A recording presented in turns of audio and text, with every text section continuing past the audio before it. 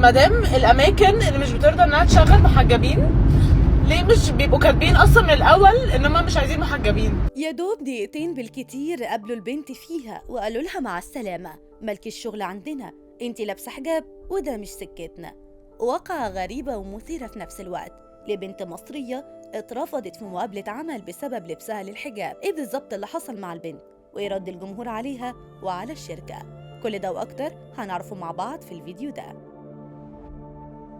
البنت اسمها نادين خالد، واللي حصل معاها كان صعب جدا عليها. على حسب ما حكت نادين فهي كانت في مقابلة عمل رايحة انترفيو ونفسها في الشغلانة وعاملة كل اللازم علشان تكون في المكان، لكن اللي حصل معاها ورد الشركة عليها في الانترفيو كان شديد شوية.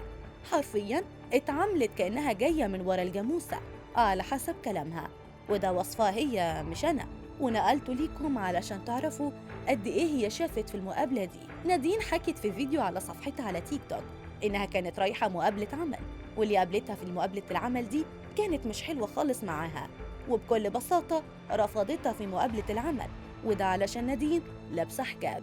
هما يعني شروطهم في الشغلانة دي إن نادين تكون غير محجبة، أو البنت اللي هتستلم الشغلانة دي تكون من غير حجاب تماما. لا انا اصلا بالناس بالعقليه دي، انا حتى لو مش محجبه مش هشتغل معاهم اصلا، ان هو بيبقوا بيتعاملوا الناس بالطريقه دي. المهم ان نادين اندهشت جدا من المقابله ورفضهم ليها بسبب لبسها للحجاب، واستغربت ازاي رفضوها لحجابها، وهي في اصل المكالمه بتاعت الاتش ار بتاعت الشركه على الواتساب شافوا صورتها بالحجاب. اكيد يعني كانوا واخدين بالهم من الصوره دي وعارفين انها في الاصل محجبه، ومن رايها ان كانوا يرفضوا البنات اللي لابسين حجاب، فكان ضروري يعني يكتبوا في شروط الوظيفة كده. بعدين هم ليه أصلا لما شافوا صورتها على واتساب بالحجاب محدش فيهم علق ولا قال لها أي حاجة تعرفها. نادين استغربت رفضهم وفكرة إن مفيش حد فيهم بلغها قبل ما تروح المقابلة إن الشغل ده لازم اللي يشتغلوا يكون من غير حجاب. هي شكت إن يمكن يكون اللي شاف الصورة ما قدرش يميز من التربون اللي كانت لابساه وإن ده حجاب، وافتكرها من غير حجاب ولا حاجة.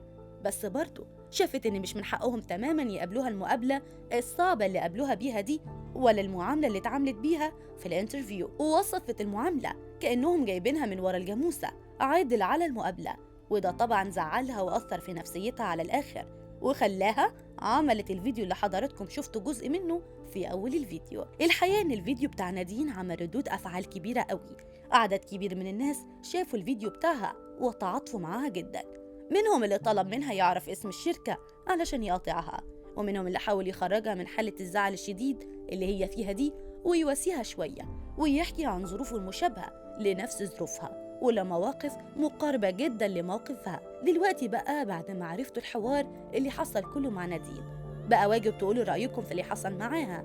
هل من حق حد يرفضها في الشغل لأنها لابسة حجاب؟ مستني يعرف رأيكم في التعليقات.